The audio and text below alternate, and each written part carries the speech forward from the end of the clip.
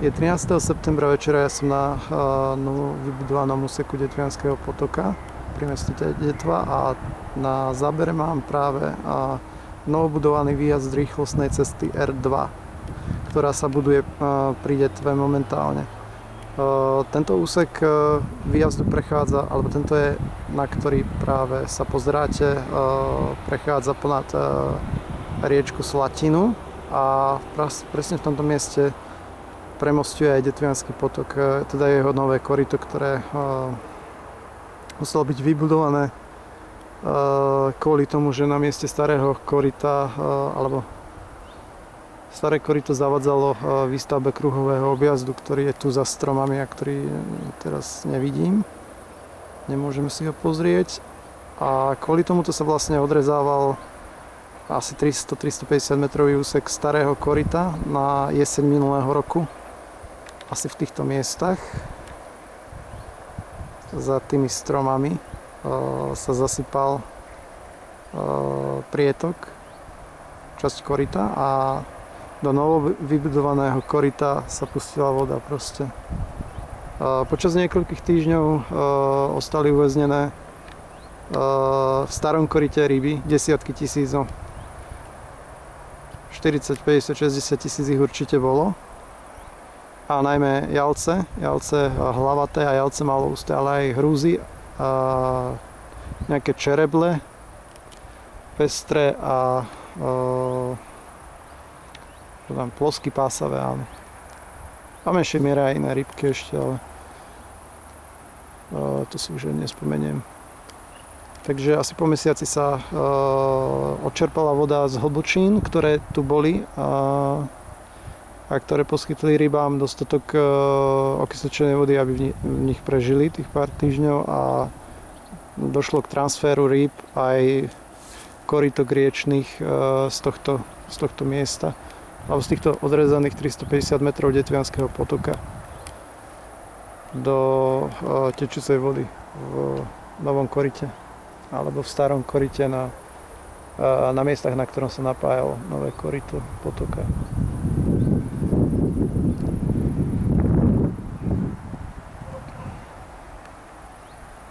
No, ja som sem s odstupom času prišiel asi pred 2 mesiacmi sa pozrieť, ako vypadá staré koryto, ktoré tu ostalo zachované, pretože okraje, alebo teda výstavba kruhového objazdu a cesty cez potok zasiahla iba jednu časť, asi tretinu z tohto odrezaného úseku toku. A zvyšné 2/3 aj na východnej strane, na ktorú sa práve pozeráme, to je tu, tieto stromy, a popodne tiekol potok, to ostalo zachované a rovnako aj tieto stromy predo mnou. Toto je jelša lepkavá. Aj tento úsek asi, ja neviem, 50 metrový ostal zachovalý aj s hlbočinami. Ja som sem prišiel asi po 10 mesiacoch a neviem ani prečo, ale som sa bol pozrieť v tejto krajnej hlbočine,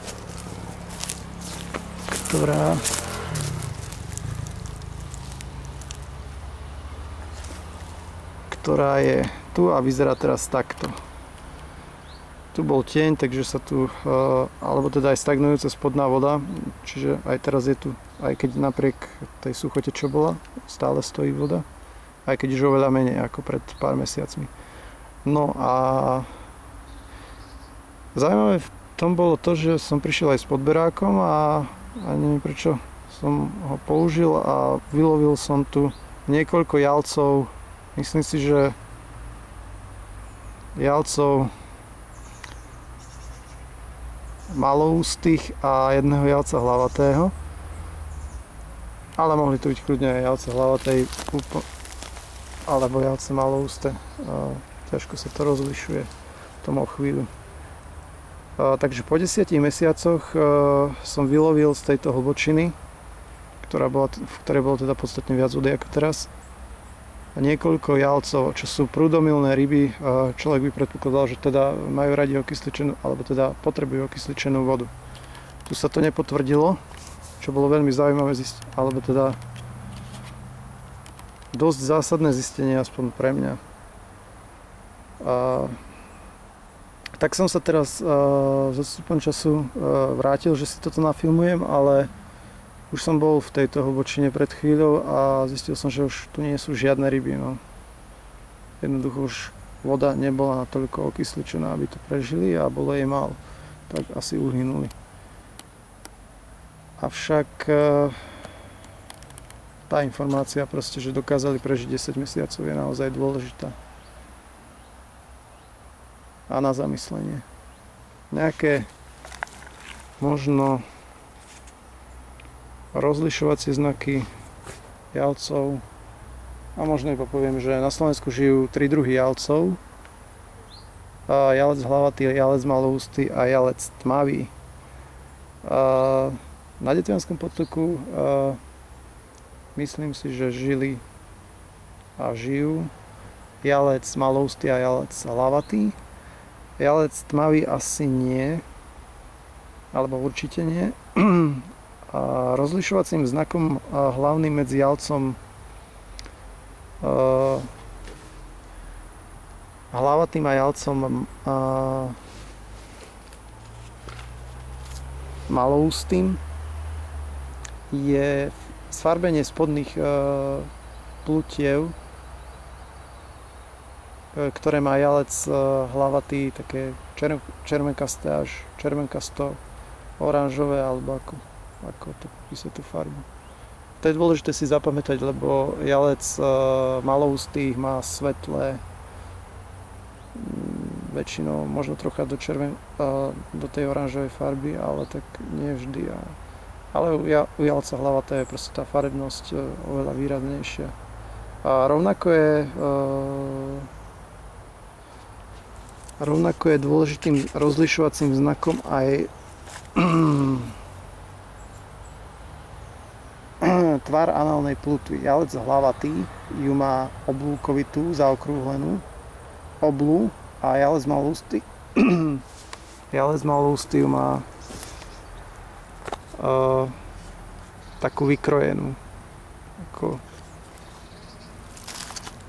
Si treba proste pozrieť. Jedným zo zvierat, ktoré sa tu sťahovali, alebo ktoré sa teda kvôli ktorým sa tu vlastne robil transfer, alebo musel robiť, je aj korýtko riečne. To je toto. Toto je živé korýtko. Neviem, či to bude dobre vidieť.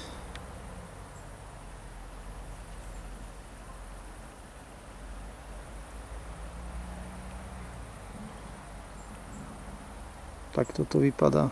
Už sa mi trasú ruky, ale takto. No, toto je druhé európskeho významu v smernici o biotopoch, ktorý je chránený u nás aj v celej Európe. A naozaj sa vyskytuje už iba na pár potokoch nejak väčšie populácie. Táto lastúra je dosť vo vrcholovej časti už narušená, zvetraná alebo roztopená, zničená a ostala iba spodná. Lastúra sa skladá z 3 vrstiev a na tomto lastúrníkovi vo vrcholovej časti už ostala iba tá spodná. Vrcholový väz toto spája obidve lastúry, proste ten je pružný. Na rozdiel od lastúr, ktoré sú pevné a tvrdé. Táto časť je relatívne mäkká, kožovitá. Takže toto je chránený živočích a ohrozený. V týchto častiach toku ho bolo dosť a niektoré tu aj uviazli. A nepodarilo sa presunúť všetky.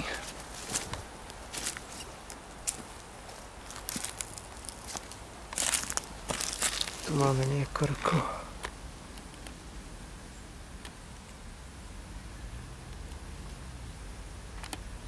Táto kamera veľmi asi nefunguje. Nie je to poskákal potom. Takže toto je lastúra uhynutého korítka, ktoré to ostalo. Toto je ďalšia.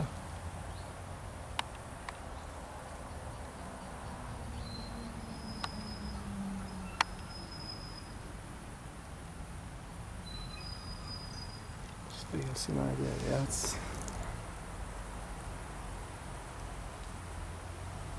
Tak toto bolo prirodzené koryto, ktoré nebolo nejak regulované a vďaka čomu si tu živočichy dokázali vytvárať vhodné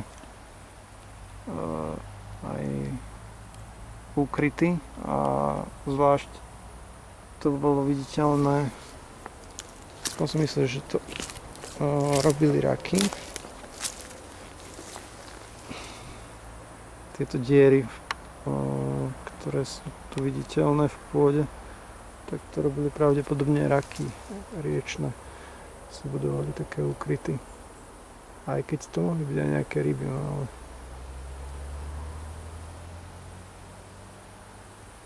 kto vie. Tak, týmto by som sa rozlúčil. Ešte ten.